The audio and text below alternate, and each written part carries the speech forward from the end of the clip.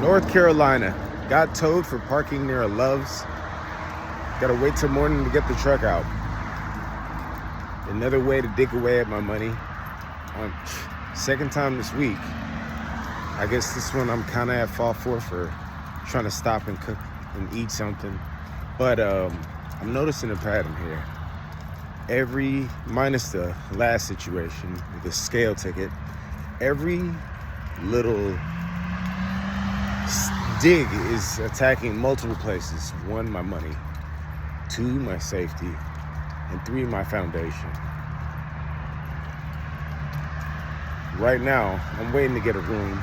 It's like fucking midnight, dude, past midnight. And I gotta be up early in the morning. Oh, and I'm also dealing with constant sleep deprivation through situational bullshits.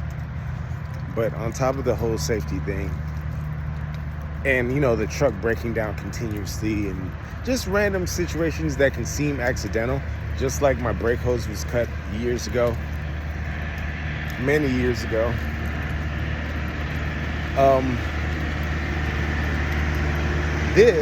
I'm constantly placed in shoddy areas wherever the breakdown is, and I'm forced to leave the bigger gun behind while in that shoddy area.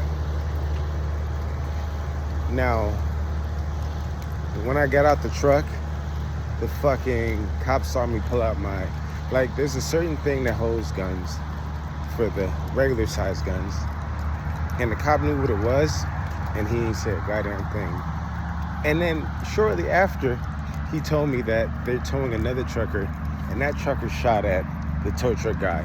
Rightfully so, piece of shit, the way that guy came in. But, all jokes aside though, the spiritual warfare that's going on is ridiculous. I'm sitting here waiting to get my room, and it's like the delay of why? What?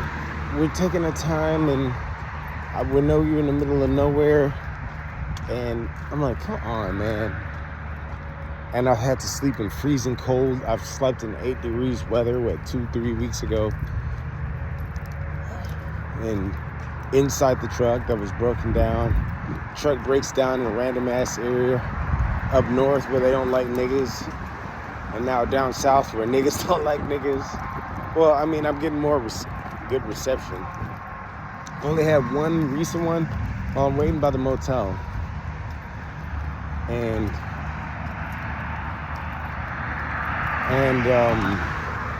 motherfucker parks right where I'm at, and dressed in black, mean mugs, and gets out and goes to his trunk. And I'm like, come on, dog. And I'm loaded, but I'm not trying to get in a firefight past midnight when I'm dead ass tired. This is where usually motherfuckers do want to get in the fights. Like when you're tired and you're off guard, and these niggas are probably hopped up on some shit. So I'm moving around, and I knew this tactic from being a hustler from back in the day. But I'm moving around. But this is not only the lifestyle of a trucker, but a trucker that's trying to get away from the constant trap of fuckery. Every time I try to, this isn't my first time trying to get away from working for a company and working for myself. Last time I tried to work for myself, COVID happened. Every time I get close to becoming independent, a major life-changing event happens. Every time. It seems like it's perfectly timed. And even though COVID did pay truckers well, it was still a trap. A lot of companies went under, and there weren't the options that were available back then. Now, the options are better now. But there's a lot of things that are in a cyclical nature. And this has been happening for decades now. Since, 9/11 in 2003? But I'm not trying to get all political or conspiracy in both. but the setup is real rich.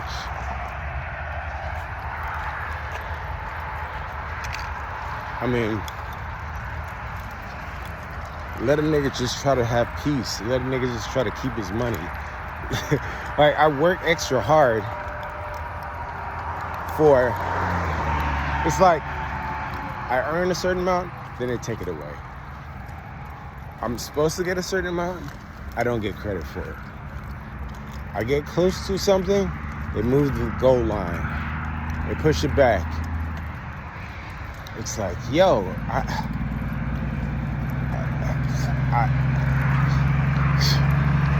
if I drive with sleep deprivation and hunger, I risk being a danger. If I'm drive too consistent, the truck breaks down.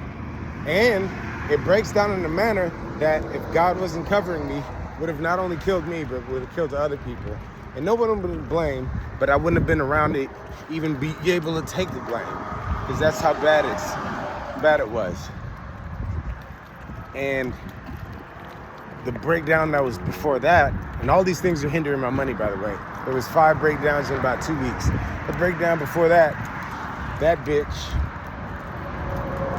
like, somebody cut one of my airlines.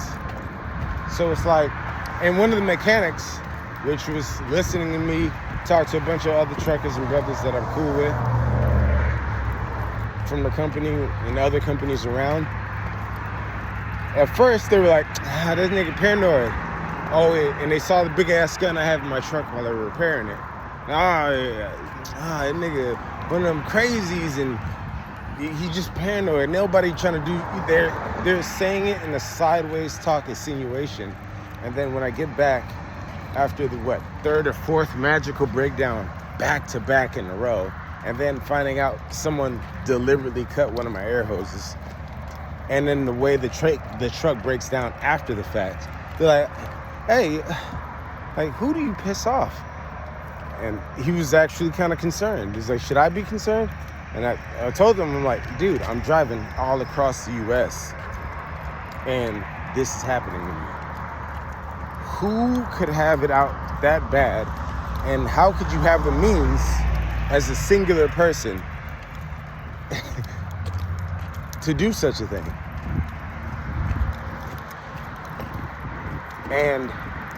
And he was hearing me talk to other truckers about other scenarios that I've been through, which are ridiculous for one person. I've never heard from any other, well, I have, from a few old heads. That was back in the day when they were all making money. I can understand the jealousy of money and showing it out and whatnot, but even to this degree of trying to kill a person and do it in a set up way, it's weird. It's really weird. And it's not one of those videos that I'm making to be like, look, I'm documenting before they kill me kind of shit. Like, whoever it is, people have been killing niggas for a long time. Niggas still killing niggas. And nor is it a fear or a cry for help, because obviously no one can nor will help.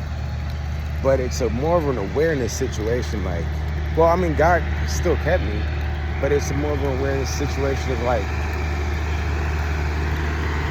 the accumulation will come from every angle. From outside sources. It'll come from your job. It'll come from, like, this is the life of a targeted individual. And the attacks come from angles that aren't normally seen. It's not gonna be a normal fist fight. It's not gonna be a normal shootout. It's gonna be one where everything is at a disadvantage for you. And this is where the fruits of your spirit is really tested. Like, anytime I've had like random aggression where someone is equally dangerous or more dangerous than me, it's late at night. It's always in the dark. It's always when I'm tired. It's always when after I've already been set up a few times and a bunch of other bullshit. And that homeboy I was just talking about was posted up right there. It is weird, bro. It's always at some weird positioning that's going on. And still, it's been about an hour of waiting. And I've walked back and forth to the room that I'm supposed to go to, or the hotel I'm supposed to go to. The company still hasn't called me back with the whole room and the whole lineup and everything. So,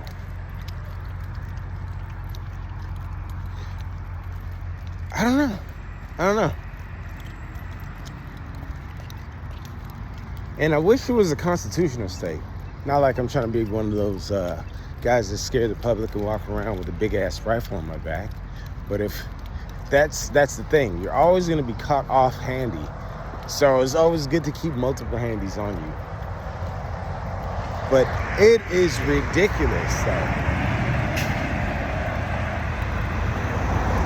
And I could pay out of pocket, but last check was rough. And that situation, everything was played out to put me in a compromising position. And that all leads to one bad decision. I'll give you a breakdown of how this works as a person that's targeted for decades and have been targeted. I was 17. My family's demon possessed. Have been for a while. Mother ran over my foot and stopped the car. Another one, all of them, the whole family's demon possessed. It eventually seeped into my siblings. It's a little short / long story, but I'm gonna try to sum it up real quick to the very valid points. Then I hop out the car, I curse her, tell her, get the fuck off my foot. You parked on my foot. And it was like one of those purposeful, fake, negative, I know I'm hurting you, but I'm gonna act like I'm not. Damn near almost broke my leg. Came back home. All my shit was on the yard except for my bass guitar, my Xbox, all the valuable items I could use. I broke into my own house to get the shit that my family was trying to steal from me. Dad woke up in the roar. My family, my dad came down trying to chase us out. We all ran out with my shit. Friends like, yo, that's fucked up. Your family's fucked up. Come stay with us. He broke it down with my family. I've been telling them. They didn't believe me. As usual, I'm like, everybody in my life's fucked up, especially my family. Like, these niggas will try to kill you. Literally. It's kind of like a family thing. And from poisoning and whatnot, it still rang true. But stayed with them. Long story short, eventually my grandma talked to them, cussed them out, and was like, why would you do all that? And I guess there's probably a deeper reason. Also, I got in a car accident back then, and this is the main reason of the story. When I got in that car accident, they reached out. I didn't even talk to them. I don't give a fuck if I die. I'm not talking to you anymore. Because obviously you want me dead and were willing to steal from me. But I had my grandma's number and whatnot, and they called my grandma. My grandma found out I almost died. Was pissed off. There was a long spiel about it. Basically, my grandma was saying that y'all are demonic. And that was probably the last person in my family, other than myself, that wasn't like pretty much demonic. But the main point of the story is when I was, and this is how not only like anybody can be used to attack you, knowingly or unknowingly. So my friend Douglas, Salvadorian, but dark skin like us, are, you know, like all of us, basically, like the original people. I stayed with him. Everything was cool. Everything was awesome. Then I didn't read The Great Gatsby or some shit, and we were gonna go rent the movie. I didn't want to do it. I didn't care for it. It was outside of my will, and I was working at Taco Cabana late night just to keep myself fed and try to do something for myself.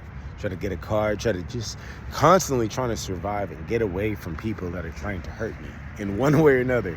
It's wild. it's a constant repeating theme. It's like, all right, fuck it. Nobody wants to treat me like a human being. Let me get my shit and get the fuck away from me.